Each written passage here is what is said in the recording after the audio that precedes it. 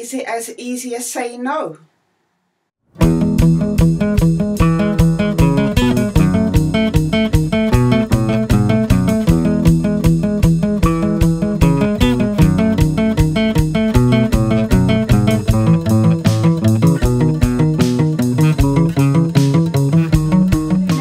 Welcome back to the Daughter Arise channel. Hope you're well today.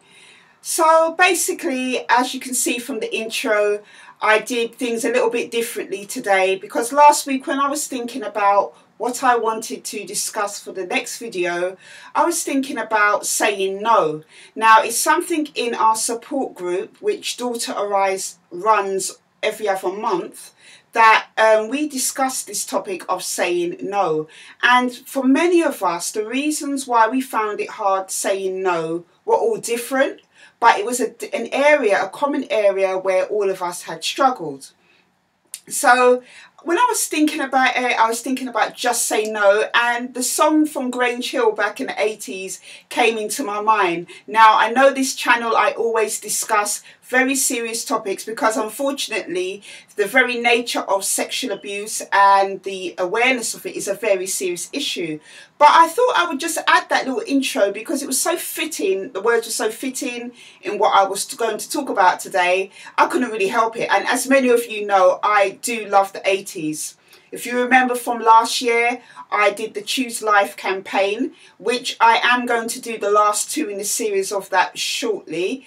But Choose Life was basically, the t-shirt that I had on was basically from the Wham days. And Wham fans used to wear the Choose Life t-shirt, and so did George Michael and Andrew Ridgeley. So yeah, I am a bit of a fan of the 80s. So adding it to the video today, I thought, well, you know, I was just trying to lighten it up a little bit. But the subject still is quite a serious topic for a lot of survivors. And it's something as well that I had struggled with myself. So there are many reasons why survivors of childhood abuse find it hard to say no. One of those reasons is because they don't realise they have the right to say no. Also as well, the fear of rejection. Low self-esteem, not being able to say no. You know, the low self-esteem, that has had an impact on their ability to say no. Not understanding what the basis of a healthy relationship is.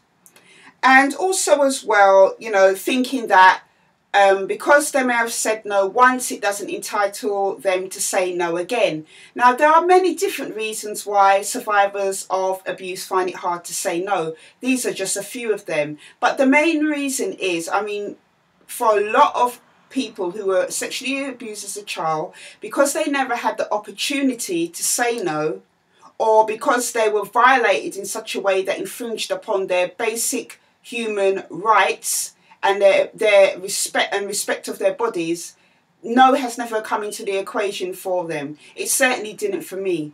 So when you have been violated like that, and you've had your boundaries you know, been forced to do things that, you know, you shouldn't have to do at such a young age, you know, with the violation of sexual abuse, it leaves you feeling that you can't say no or exercise no over any area of your life. So some of the reasons why I struggled with no was I didn't have the strength to say it.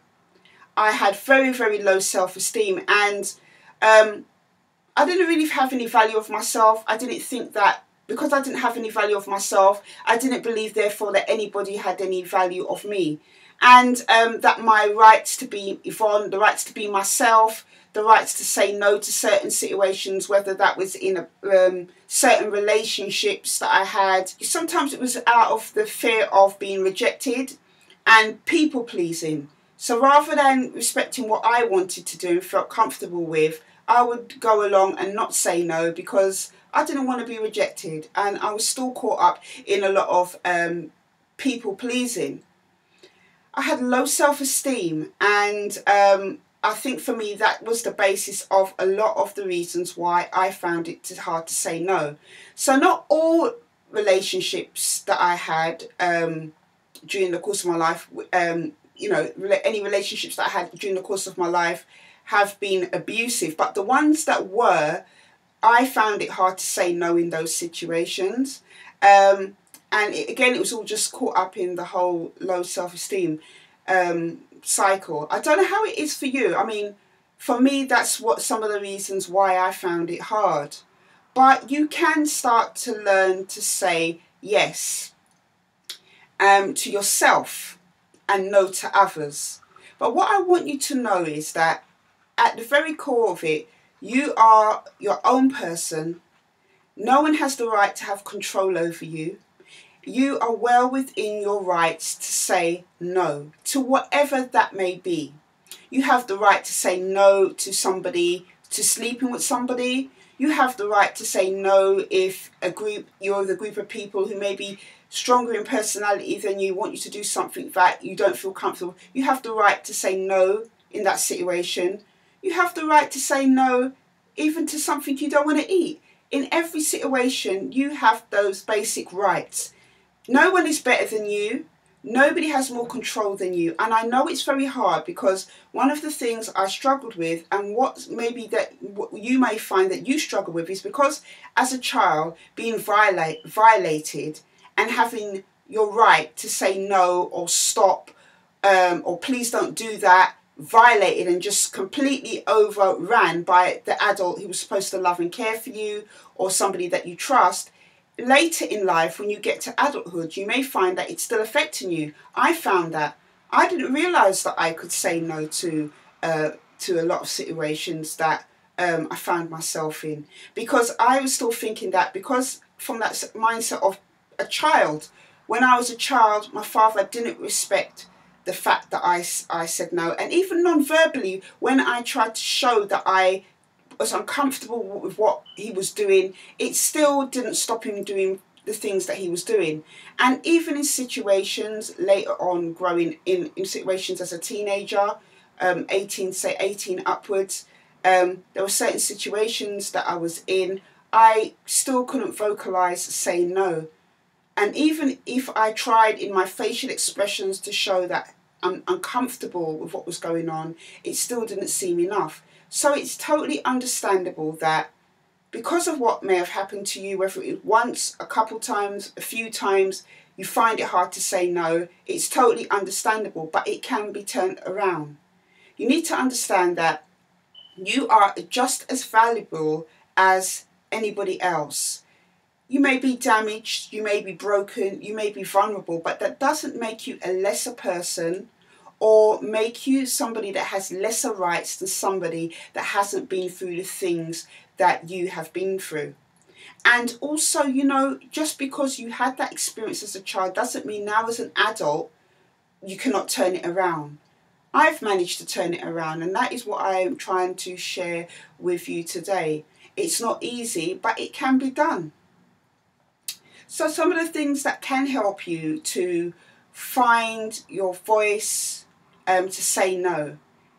Talk to other survivors about your experiences. Now, I've obviously shared that the support group that I run every other month, you know, we talk about issues such as this: setting boundaries and saying no.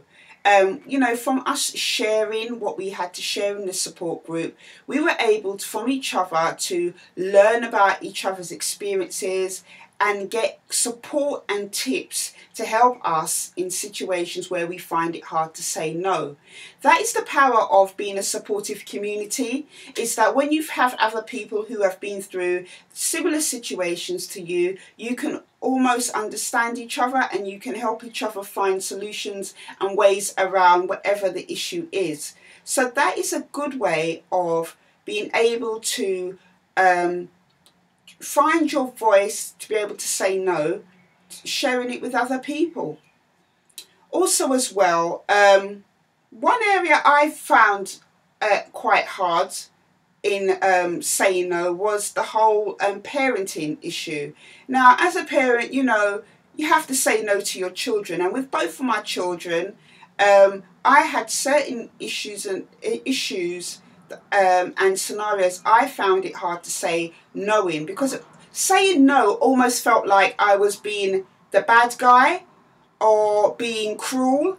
But over the years, through parenting two children, I have learned saying no is a good thing in certain situations, because saying no is like a protector. Saying yes, all the time is not good. Saying no serves to help your child, serves to help you in being able to be the best that you can be as a parent. And I found that by learning how to say no in this example of parenting, so my daughter might want to ask for extra TV time or more chocolate or going somewhere, and if I don't think it's appropriate, I will say no. It was never always the case, but saying no felt liberating. And what I'm trying to share with you is that even in small situations like that, there may not be relational circumstances to begin with where you find it maybe difficult to say no, but even in just little things, like somebody may ask you, do you want to go to the cinema? You could say no. And the thing as well about saying no, you don't have to give a reason for saying no. People will respect you just for saying no. Some people maybe that you had around with you that are not used to saying, that are not used to hear you say no, might want to push the boundaries. But you have got to understand, you have every right to say no, and you don't have to give a reason for it. No means no. So it doesn't matter if it's going to the cinema, or somebody might say to you, do you want something on your pizza, a particular topping on your pizza? I know these seem like little examples, but what I'm trying to say is that practicing with small situations, the art of saying no, will help you in the bigger situations, because it will help you to grow your confidence and to build self-esteem. So, practice saying no in little situations will help you in bigger situations. Also as well, you can access counselling. Counselling, as you know, I always talk about it, is a very good way of being able to discuss issues and finding solutions, and help and also to get the help to give you techniques to be able to deal with saying no. It does actually help. So getting that support from somebody else, a professional, that could also help you as well. It helps because realizing your vulnerabilities and fears, because that's where that's where I feel it automatically really stems from. The fear of saying no, it stems from some kind of fear of vulnerability that you may have. For me, being violated so many times by my father, and not having my self respected by him, and violated by him in such a way, it had an impact on all relationships and all situations in my life. Saying no for me was very, very hard. But I ultimately found that saying yes was doing the most damage. And, I had to learn how to start to do that. So, I would say, talk to other survivors about the issues and scenarios that you might be finding it hard to say no in, and practice in small situations saying no, and that will help to say no in bigger situations. Seek counselling as well to get to the root cause of your vulnerabilities and fears. These things are really, really important, because one of the things I think you have to develop in being able to say no is your self-esteem and value of yourself. When you've gone through abuse, it has the ability to rob your feeling that you're of any value at all to anybody. Therefore, because you feel that about yourself, like I did, I felt that I was invaluable, that I was unlovable, that I was not good enough. So my mindset was that. So when there were situations that weren't good for me, instead of saying no, I just went along with it. And I think as well, finding your voice, that's something I'm a huge advocate of, because for me, the journey the journey that I had in starting to find my voice at 22 years old, ultimately had an effect on me being able to say no, deciding as well what was right for my life, and setting boundaries with people. And at the core of that really came from getting to know myself, understanding that I was valuable, that I was lovable. And once I started to have a realization of these things and I started to believe it, then I started to say no to certain situations and no to certain demands that people made on me. Because people, I think, when you are vulnerable, they can take advantage of your weakness. So, you know, these things I think can help you to find, you know, to help you build your self-esteem and find your worth, you know, starting to work on those issues maybe with a professional. Understand that, you know, if you say yes all the time, it still won't serve to help you. A lot of people will take advantage of you whether you say yes or no anyway. So you need to understand that the deciding factor in a lot of situations doesn't really depend on you saying yes. But what you can take control of is your right to say no. You know, no to having sex with that person because, you know, they're not good for you. You know, no, you don't have to explain. Just being able to say, no, I don't want to go there. No, I don't feel comfortable doing that.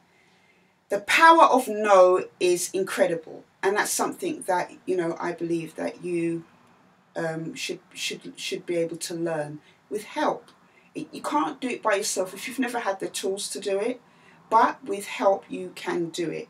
Ultimately, if you build up self-esteem and confidence, whether that is with a professional, through reaching out to a support group like what Daughter Arise offers, or other agencies that help survivors of abuse, you will understand that no doesn't have to mean no doesn't have to have a negative impact. You know, life isn't all about yeses. You know, at times we have to learn to say no. In the core of everything, when you have good self-esteem and you have good confidence, this will allow you to be the person you want to be.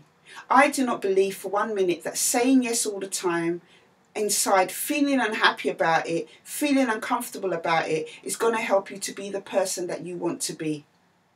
You know, it is okay to be yourself. It is okay to say no, and you are free to be the person you want to be. But ultimately, when you have that input from somebody or get those kind of resources and tools and support to help you to build self-esteem and to help you look at value of self, it will release you to be able to start saying no. So that is what I want you to take away from today. You have the right to say no. Just because you were violated as a child does not mean that you should be violated as an adult. You are loved. God loves you.